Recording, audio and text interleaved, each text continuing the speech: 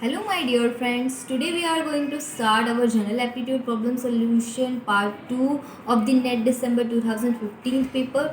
Friends, today we are going to start from question number 5. A person walks downhill at the 10 km per hour, uphill at the 6 km per hour and on the plane 7.5 km per hour. If the person takes 3 hours to go from a place A to another place B and 1 hour on the way back, the distance between A and B is what? Okay, so एक person है जो कि down hill up hill और plane में different different velocity से travel करता है और उसका जो ए टू बी का टाइम है वो 3 आवर्स है एंड बी टू ए के लिए उतने ही मतलब डिफरेंट डिफरेंट वेलोसिटी से वो बी टू ए के लिए ट्रैवल करता है, तब उसको जो टाइम लगता है वो 1 आवर दिया गया है। तो ए और बी के बीच का डिस्टेंस हमें फाइंड आउट करना है। सो फ्रेंड्स, पहले हम इक्वेशन बना लेते हैं, फिर उसके अकॉर्डिंग हम अननोन क्वांटिटीज़ को फाइंड आउट करेंगे। ओके, सो यहाँ पे हमें क्या बोला गया है कि ये पर्सन जो है वो अपहील, यानी कि मान लो ये ए से स्टार्ट करता है, ठीक है, उसको ए टू बी जाना है ना। सो अपहील में वो कितने लेता है 6 किलोमीटर पर आवर। ओके, और फिर प्लेन में वो कितने लेता है 7.4 kilometre per our. Okay, and फिर डाउन हिल, ठीक है, डाउन हिल में 10 किलोमीटर पर आवर उसको मतलब उसकी वेलोसिटी है और वो बी पे पहुंच जाता है। ठीक है, सो ए से बी वो इस तरह से पहुंचता है। अप हिल के लिए 6 किलोमीटर पर आवर, प्लेन के लिए 7.5 किलोमीटर पर आवर और डाउन हिल में वो 10 किलोमीटर पर आवर की वेलोसिटी से ट्रैवल करता है और उसको जो टाइम लगता है वो 3 आवर्स लगता है। ठीक है, अब उसको बी टू ए जाना है। सो बी टू ए जाने के लिए वो क्या करेगा फ्रेंड्स, उसके लिए ये अभी जो डाउन हिल था वो अप हिल की तरह वर्क करेगा। Okay, but value 10 kilometre per hour ही रहेगा। ओके, सो ये यू हो जाएगा सपोज, और ये मैं पी बोल देती हूँ, ठीक है, और ये डी बोल देती हूँ, ठीक है। पर पहले तो हमें क्या पहले जो ए टू बी ट्रैवल करेगा तब क्या होगा उसके लिए ये अप हिल होगा ना यू, और प्लेन तो same as it is P ही रहेगा और ये डाउन हिल की तरफ वर्क करेगा। ठीक है, सो तो ये दोनों वैल्यूज़ एक्सचेंज हो रही है ना, डाउन हिल और अप हिल, और डाउन हिल और अप हिल। ठीक है, प्लेन तो सेम ही रहता है, ए टू बी ट्रैवल करो या बी टू ए। ठीक है, सो इसके लिए वेलोसिटी सेम रहता है। ठीक है, और we can say speed. Okay, so time is distance upon speed, तो मैं अप हिल के लिए डिस्टेंस बोल देती हूँ। ठीक है, सो मैं इसको अप हिल ले रही हूँ ना तो 6, ठीक है, प्लस डाउन हिल के लिए मैं 10 ले लेती हूँ। ठीक है, और प्लेन के लिए दिया गया है 7.5। ठीक है, क्योंकि मैं ए टू बी मतलब पर्सन जो है वो ए टू बी जा रहा है। ठीक है, सो पर्सन की जगह आप खुद को सपोज करिए तो इजीली प्रॉब्लम सोल्व हो जाएगा। तो यहाँ पर्सन यानी कि मैं, ठीक है, और आप सोल्व कर रहे हो तो आप आपको कंसिडर कीजिए उस पर्सन की जगह पे। Okay, so u by 6 plus d by 10 plus p by 7.5 is equals to 3। Okay, क्योंकि मैंने 3 क्यों लिया है, यहाँ पे 3 टाइम है, टाइम इज डिस्टेंस और speed upon distance upon speed. Okay, so यहाँ पे मैंने average distance upon average speed लिया है, बिकॉज यहाँ पे टी एवरेज, क्योंकि मुझे बोला नहीं गया है कि यहाँ पे कितना टाइम लेगा, अप हिल के लिए कितना लेगा, प्लेन में कितना टाइम लेगा, डाउन हिल में कितना टाइम लेगा, उसने सिर्फ बोला है कि ए टू बी पहुँचने में उसको इतना टाइम लगा। ठीक है, तो मैं क्या बोल देती हूँ, यहाँ पे टाइम उसने T1 लिया होगा, यहाँ T2 लिया होगा, यहाँ T3 लिया होगा। ओके, सो T1 T2 T3 का एवरेज क्या हो रहा है 3 आवर हो रहा है। ठीक है, सो मैंने ऐसे करके ले लिया। ठीक है, 3। सो एवरेज टाइम के लिए एवरेज डिस्टेंस और एवरेज स्पीड करना पड़ेगा ना। सो इसको इक्वेशन 1 बोल दिया मैंने। अब मैं दूसरा इक्वेशन बनाती हूँ बी टू ए के लिए, क्योंकि वो पर्सन जो है वो ए टू बी पे पहुंचने के बाद बी टू ए वापस वो ए की तरफ आता है, और जब ए पे पहुंच जाता है तो उसको जो टाइम लगा वो 1 आवर लेता है। ठीक है, 1 आवर। सो यहाँ पे यू का अभी यहाँ पे उसके लिए अपहील ये होगा, बी टू ए के लिए जब तो हो जाएगा तो ये यहाँ तक के लिए वो अपहील की तरह वर्क करेगा, ये वाला डिस्टेंस। तो ये तो मैंने यू बोला है, लेकिन इसका वैल्यू जो है वो 10 किलोमीटर पर आवर ही रहेगा। So u by 10 plus d by, यहाँ पे डी क्या हो जाएगा, ये डाउन हिल हो जाएगा, d by 6 plus p by 7.4 is equals to 1. Okay, this is our equation 2. And अब हम क्या कर लेते हैं फ्रेंड्स, इन दोनों इक्वेशन का एलसीएम लेके एक थर्ड इक्वेशन फॉर्म कर लेते हैं, because we have to find the third unknown quantity u d, three unknown quantities u d and p. Okay, तो 3 अननोन क्वांटिटी के लिए हमें 3 इक्वेशंस तो चाहिए रहे होंगे मिनिमम, क्योंकि 2 इक्वेशन से हम कभी भी 3 क्वांटिटीज़ को फाइंड आउट नहीं कर सकते हैं. ओके, सो यहाँ पे मैं पहले का एलसीएम ले लेती हूँ इक्वेशन 1 का. तो मुझे क्या मिल जाएगा friends, 5u plus 3d plus 4p by 30 is equals to 3 is equals to, this implies 5u plus 3d plus 4p is equals to 90. Okay, ये इक्वेशन मैंने 3 बोल दिया है. अब मैं दूसरी इक्वेशन का एलसीएम लेके इक्वेशन 4 बना लेती हूँ. ठीक है, तो इक्वेशन 4 बनाने के लिए मुझे क्या करना, एलसीएम लेना होगा. So 3u plus 5d plus 4p is equals to, मैं डायरेक्ट यहाँ पे ये 30 हो जाएगा ना, डायरेक्ट मैं यहाँ लिख देती हूँ ये 30. ओके, यहाँ पे 30 होगा नीचे में, तो इसको इधर इक्वल साइन के इधर ले आएंगे ना, तो 30 हो जाएगा. ओके, ये इक्वेशन नंबर 4 है. अब सिंपली क्या कर रही हूँ, मैं इन दोनों इक्वेशन को ऐड कर लेती हूँ. सो ये क्या हो जाएगा, 5u 3u 8u 3d 5d 8d plus 4p 8p is equals to 90 plus 30 is 120. Okay, अब यहाँ से देख सकते हो आप 8 कॉमन निकल रहा है, तो 8 कॉमन ले लेते हैं. u plus d plus p is equals to 120.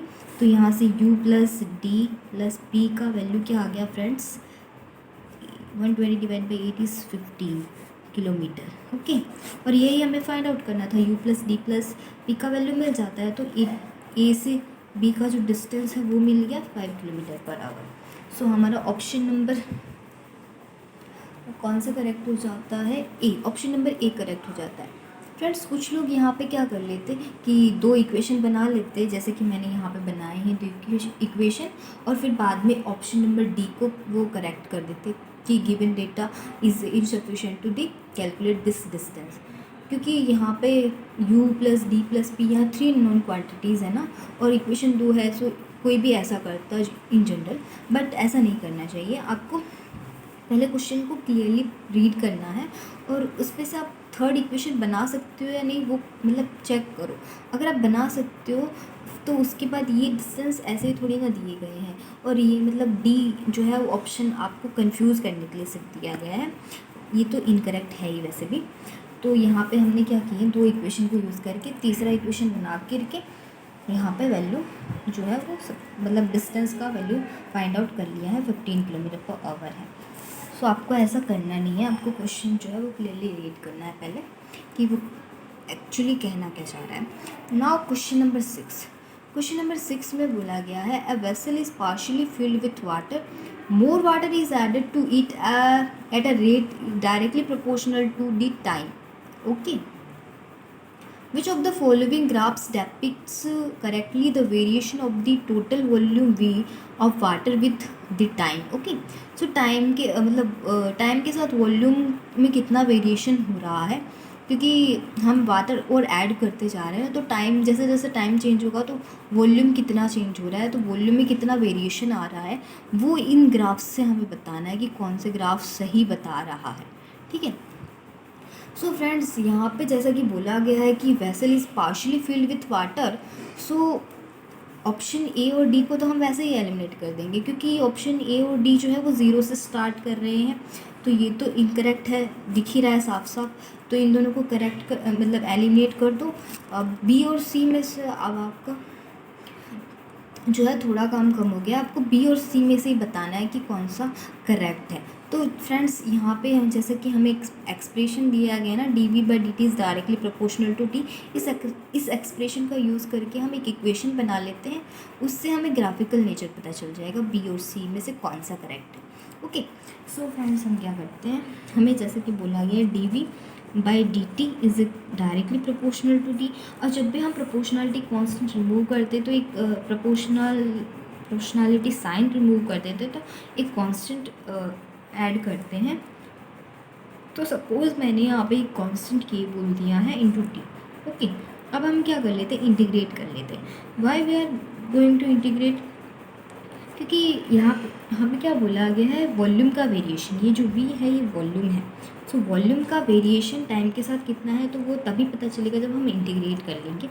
So integrate करने पर ये वी हो जाएगा, ये के टी स्क्वायर बाई 2 हो जाएगा plus K dash. K dash is some integration constant. So आप देख सकते हो कि क्वाड्रेटिक इक्वेशन जो है वो हमेशा पैराबोलिक नेचर शो करता है। तो ऑप्शन नंबर बी करेक्ट होगा, क्योंकि ऑप्शन नंबर बी में पैराबोलिक नेचर शो किया है। अब जबकि ऑप्शन नंबर सी में आप देख सकते हो यहाँ पे स्ट्रेट लाइन बोला है। स्ट्रेट लाइन को हम y = mx + c के एक्सप्रेशन से मतलब डिनोट करते हैं, तो ये तो इनकरेक्ट होगा। So option number b is the correct. ना हमें क्या बोला है, अब हम एक minute, question number 7। Okay, so question number 7 में बोला है कि at one instant the hour hand and the minute hand of a clock are 1 over the other in between the marking for 5 and 6 on the dial. At this instant the tip of the minute hand, तो इस instant पे tip of minute hand यानी कि minute hand कहाँ पे होगा।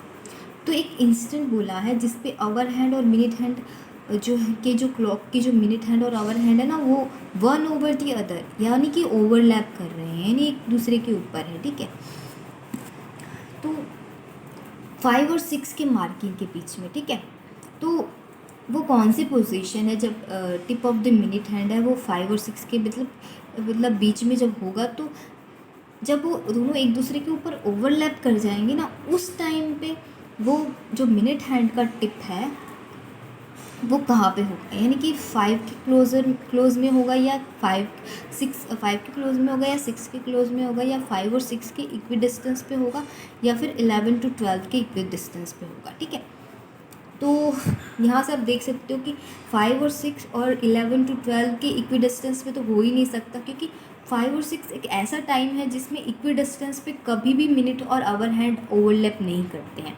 सो हमारा option जो है वो या तो ए होगा या फिर सी होगा, या तो क्लोज टू 5 होगा या तो क्लोज टू 6 होगा। ठीक है, सो देख लेते हैं कौन सा हमारा करेक्ट है। सो फ्रेंड्स, आप यहाँ देख सकते हो कि यहाँ पर मैंने एक क्लॉक का डायग्राम बनाया है और थोड़ा क्लियर नहीं है, बट आपको इतना तो दिख ही रहा होगा। यहाँ पे मैंने 5 और 6 के बीच में ये मिनट हैंड है और ये आवर हैंड है, दोनों बना दिए हैं। सो फ्रेंड्स, 5 और 6 एक ऐसा मतलब टाइम है 5 और 6 की जो मतलब ये दोनों जो है एक दूसरे के ओवरलैप कब होते हैं, 5 to 5 मतलब 5:25 से लेके 5:30 यानी 5:30 तक ये ओवरलैप होते हैं एक दूसरे। And friend, as you know the time before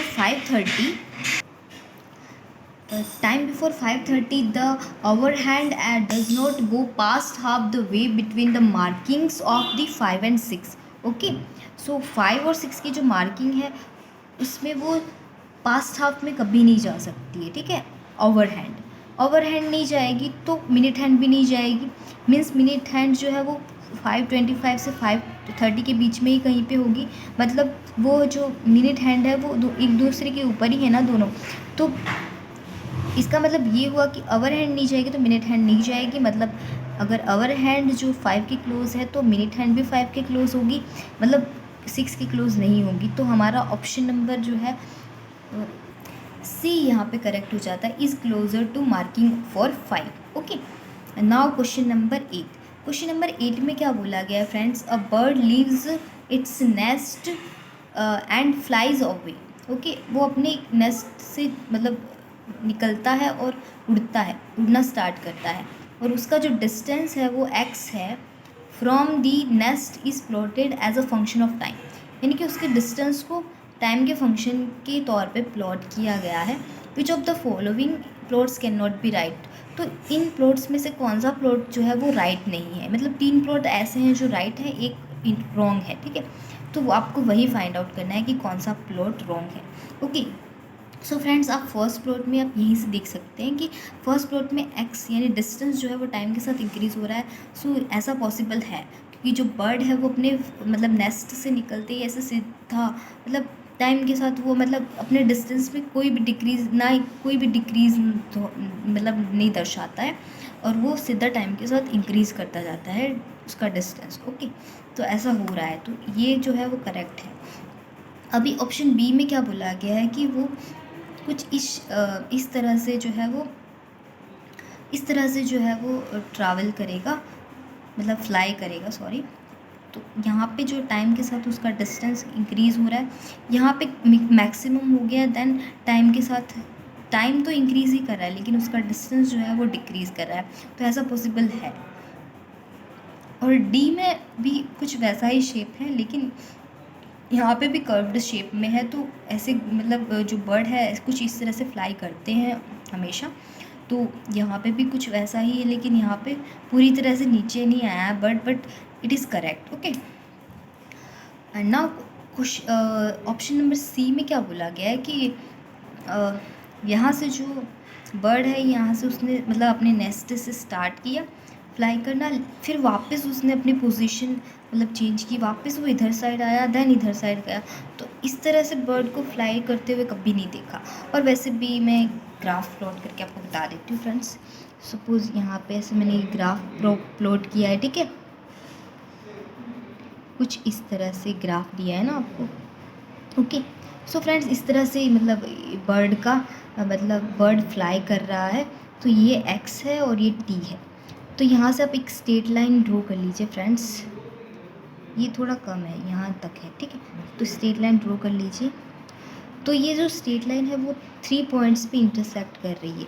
मतलब क्या हुआ इसका कि एक ही टाइम पे बर्ड का 3 पोजीशन है, तो which is not correct practically. Okay, so friends, practically possible ही नहीं है कि एक ही पर्सन या फिर यहाँ पे जो बर्ड है वो एक ही है, तो वो एक ही टाइम पे 3 जगह पे नहीं हो सकता है। सो यहाँ पे ये जो ऑप्शन नंबर सी है वो इनकरेक्ट हो जाता है।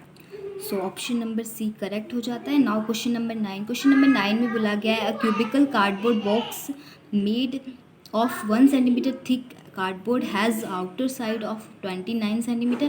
A tight fitting cubicle box of the same thickness is placed inside it, then another one inside it, and so on.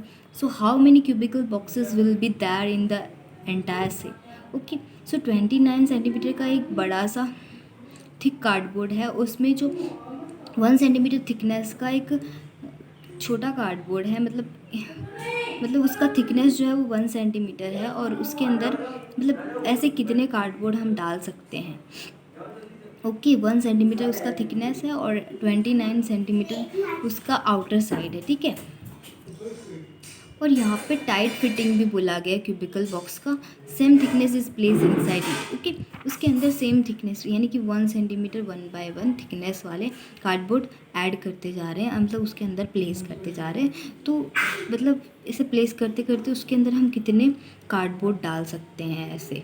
Okay, so entire set के अंदर कितने कार्डबोर्ड आएंगे वो हमें बताना है। How many cubical boxes will be there in the entire set. Okay, so friends, पहले हम इसका सोल्यूशन देख लेते हैं। सो फ्रेंड्स, ये मतलब एक कार्डबोर्ड मैंने बनाया है 29 सेंटीमीटर का, इसका आउटर यानी कि आउटर लेंथ है, ठीक है। सो ये 29 सेंटीमीटर का आउटर लेंथ है। अगर इसमें हम 1 सेंटीमीटर थिकनेस का एक कार्डबोर्ड इंसाइड करते, देखो मैंने पहले एक इंसाइड किया है ऐसे, ठीक है, कुछ ऐसे ही तो अंदर डालेंगे हम किसी कार्डबोर्ड को, तो ये 1 सेंटीमीटर थिकनेस हो गया, ये 1 सेंटीमीटर, तो यहाँ यानी कि इसने 2 सेंटीमीटर जितनी जगह मतलब रोक ली है, ठीक है। सो 29 सेंटीमीटर में से हम 2 सेंटीमीटर सब्ट्रैक्ट करेंगे ना, तो ये 27 सेंटीमीटर हो जाएगा, और 27 सेंटीमीटर बचा ना अब आउटर साइड, ठीक है। तो अब इसके अंदर हमें एक और 1 सेंटीमीटर का कार्डबोर्ड प्लेस करना है, तो वापस से हम क्या करें, 1 सेंटीमीटर 2 सेंटीमीटर सब्ट्रैक्ट करना पड़ेगा। सो ऐसे करते जाएंगे ना, तो फिर बाद में एक मतलब हमारे पास जगह ही नहीं बचेगी और कार्डबोर्ड ऐड करने की उसके अंदर 1 सेंटीमीटर थिकनेस वाले, ठीक है। तो ऐसा करते जाएंगे तो इसमें हमारा टाइम बहुत ज़्यादा कंज्यूम होता है। तो हम क्या करते हैं, डायरेक्ट 27 को जो है वो हम 2 से डिवाइड कर लेते हैं, तो 13.5 समथिंग आ रहा है, ठीक है। सो 13 कार्डबोर्ड तो ये हो गए, 0.5 को हम कंसिडर ना करें तो। सो 13 कार्डबोर्ड ये हो गए और प्लस ये आउटर साइड वाला कार्डबोर्ड, ओके। सो 13 + 1 = 14, क्योंकि हमें क्या बोला है, एंटायर सेट में कितने कार्डबोर्ड्स हैं, नंबर ऑफ़ कार्डबोर्ड्स वो पूछे गए हैं, तो वो 14 होते हैं, ठीक है। सो यहाँ पे 14 जो है वो हमारा करेक्ट आंसर हो जाएगा। सो option number D is the correct. Now 10 में क्या बोला गया है, क्वेश्चन नंबर 10 बोलता है कि सेकेंडरी कलर्स बनाए गए हैं, are made by a mixture of 3 primary colours, red, green and blue, in different proportions. यानी कि रेड, ग्रीन और ब्लू जो है वो डिफरेंट प्रोपोर्शन में बनाए गए हैं, यानी कि मतलब पहला प्रोपोर्शन अलग है, दूसरा प्रोपोर्शन, ऐसे 8 प्रोपोर्शंस हैं, ठीक है। ऐसे ही ग्रीन भी जो 1 2 3 अप टू 8 प्रोपोर्शन में, और ब्लू भी 1 2 3 अप टू 8 प्रोपोर्शन में इस तरह से बनाए गए हैं। So each of the primary colours comes in 8 possible levels, okay. So एक प्राइमरी कलर जो है वो 8 पॉसिबल लेवल्स में आता है। Grey corresponds to equal proportions of the red, green and blue. So how many shades of the grey exist in this scheme. तो grey जो है वो रेड, ग्रीन और ब्लू के इक्वल प्रोपोर्शन से बनता है, ठीक है। तो ग्रे के कितने मतलब शेड्स एग्जिस्ट करेंगे। तो पहले हम देख लेते हैं कि रेड के कितने शेड्स होते हैं, ठीक है। सो रेड्स के लिए R1, R2, R3, R4, R5, R6, R7, R8, ठीक है, अप टू 8 प्रपोर्शन और 8 लेवल्स हो गए, ठीक है। ऐसे ही ग्रीन के लिए G1, G2, G3, G4, G5, G6, G7 and G8, ऐसे 8 प्रपोर्शंस हो गए, यानी 8 पॉसिबल लेवल्स हो गए। और ब्लू के लिए भी सिमिलरली ऐसे ही होगा, B1, B2, B3, B4, B5, B6, B7 and B8। तो जो ग्रे जो बन रहा है दैट इज़ GR। सो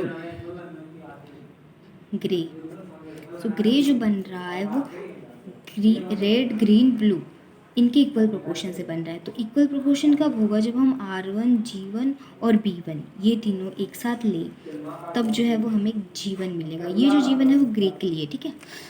सो मैं इसको थोड़ा ऐसे बना देती हूँ, ठीक है। ये जो G1 है वो ग्रे के लिए, फिर ये G2, ठीक है। अच्छा नहीं बन रहा है, सो आप इसको ही G1 ले लीजिए, मतलब ये जो G1 है वो ग्रे के लिए सपोज, ओके। अब G2 बनाना है, ठीक है। तो G2 कैसे बनेगा, इसमें R1, G1 और B1 नहीं ले सकते हैं। अब हमें R2, G2 और B2 ही लेना पड़ेगा, क्योंकि इक्वल प्रोपोर्शन में बोला गया है। अगर हमने मान लो कि यहाँ G2, B2 ले लिया और यहाँ पे R1 ले लिया, तो उसका प्रोपोर्शन जो है उसकी शेड में चेंज आ जाएगा। मतलब अगर G1 थोड़ा डार्क है ना अगर, तो G2 जो है वो थोड़ा उससे थोड़ा चेंज होना चाहिए, थोड़ा लाइट होना चाहिए ना, इससे थोड़ा कम होना चाहिए, या फिर इससे थोड़ा ज़्यादा होना चाहिए, ऐसा कुछ।